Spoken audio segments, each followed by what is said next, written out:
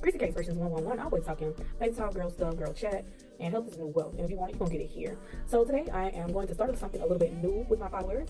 I have started back reading, and so I'm gonna share one of my pages.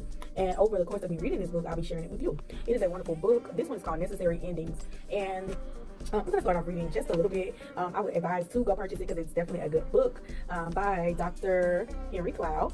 And I'm going to start reading a portion of the first part. I'm not going to read every page with you, but I will be sharing some pages with you. But this is the first page, and I'm going to share it with you. So, endings: the good cannot begin until the bad ends. There it was again, that sinking feeling in his gut. He was noticing it more and more at the same time each morning. It was happening each time he pulled into his parking spot at a corporate headquarters and turned the ignition off. In that moment of silence, when the radio shut down and he hadn't yet opened his car door to go into the building, he could no longer deny that it was real nor that it had become consistent. He didn't want to go into the office. He felt a heaviness inside that was the opposite of his natural drive. Stephen was the type who was always pushing ahead as a kid.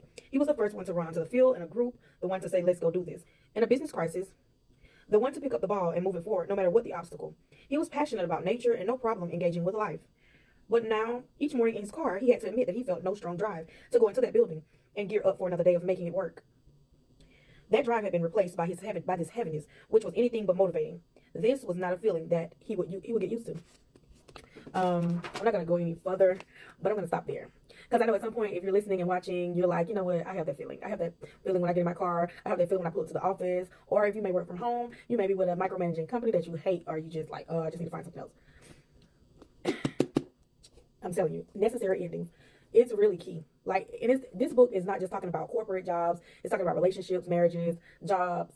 But he's starting off talking about business, and he's also going to be talking about different things in regards to his personal endeavors with business and everything. But I know people are sometimes they feel like they're stuck with jobs, with people, with situations, and this would be a good start to kind of like figure out how to jumpstart with things.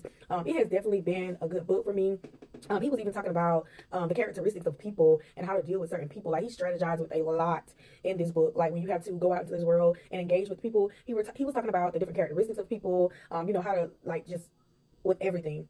So if you have been wanting to leave a job, you're feeling stuck, and you really just don't know, listen to this book. If you just feel like you're just stuck in any area, this book talks about every level of being stuck or necessary endings, whatever that next jump is. I have been enjoying this book, but I wanted to share this first page with you all because I know sometimes it can feel like that when you're going through life. Like, you just feel like you're at a standstill, or but I got to this place a few years back, or matter of fact, it wasn't even a few years back. It's probably like 8 to 9 months ago, where I got unstuck with a situation that I was involved in.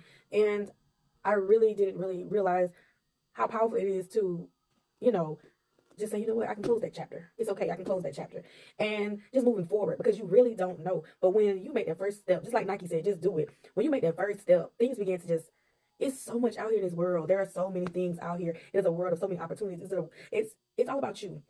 It's all about the way you think up here. Your mindset and your soul is so important. And God is key. Just praying each day to make sure that you're stepping into who God chose for you to be. Making sure that you're tapping into your purpose and your passion.